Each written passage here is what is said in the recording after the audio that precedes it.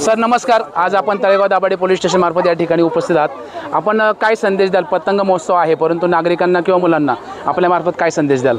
सर्वप्रथम या ठिकाणी उपस्थित सर्वांना नमस्कार आणि नवीन वर्षाच्या आणि या पतंग महोत्सवाच्या आपल्या सर्वांना खूप खूप शुभेच्छा।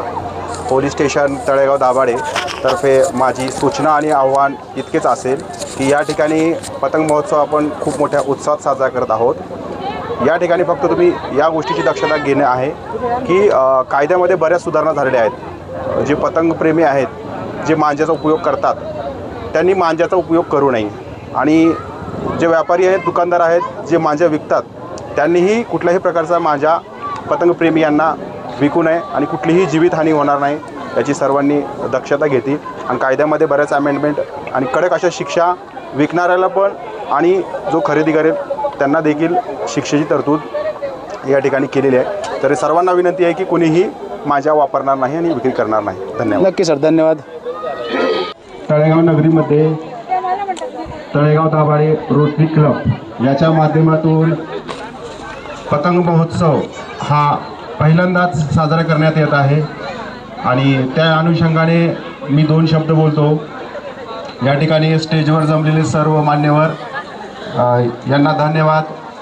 हा जो कार्यक्रम या ठिकाणी तुम्ही आयोजन केले, खरं बघितलं तर बऱ्याच वेळेस जे मान्यवर या ठिकाणी हजर आहेत त्यांनी वारंवार उल्लेख केला की आजच्या मोबाईलसारख्या युगामध्ये हे जे आपल्यासमोर जे जनरेशन दिसत आहे, तर मला वाटतं हे 6 महिन्यानंतर आज पहिल्यांदा एवढ्या उन्हामध्ये थांबले असतील। त्यांना या माध्यमातून पतंग महोत्सवाच्या माध्यमातून जीवनसत्व सुद्धा त्यांना भेटलेलं आहे। तर कुठेतरी आपली जी पिढी आहे ना, ही पिढी मोबाईलपासून बाहेर येऊन अशा खुल्या मैदानामध्ये आजकाल दिसत नाही आहे। तर त्याच्या मागचा एक खूप मोठा उद्देश आहे आणि मला सुद्धा माझ्या आयुष्यातील जी पतंग लहानपणी असताना आपण उडवतो त्याची या माध्यमातून आठवण झाली।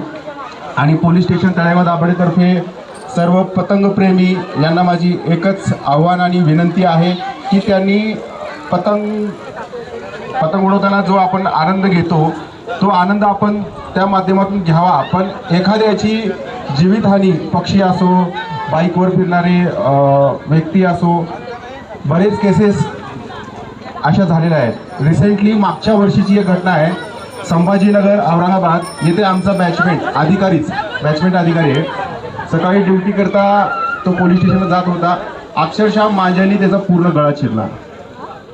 कमीत कमी 30 ते 40 टाके त्या ठिकाणी पडले आणि त्याचं एक मेजर ऑपरेशन करून मागच्या वर्षी तो जीव जाण्यापासून तो वाचला। तर सर्वांना माझी एवढीच विनंती आहे की त्यांनी कुठल्याही प्रकारचा मांजाचा उपयोग करू नये आणि सर्व जनतेला आणि एखाद्याच्या जीवास मुकेल असं कोणीही कृत्य करणार नाही। आणि या माध्यमातून मकर संक्रांतीच्या व पतंग महोत्सव आपण या ठिकाणी साजरा करत आहोत, त्याबद्दल सर्वांना खूप खूप शुभेच्छा। या ठिकाणी थांबतो। जय हिंद, जय महाराष्ट्र।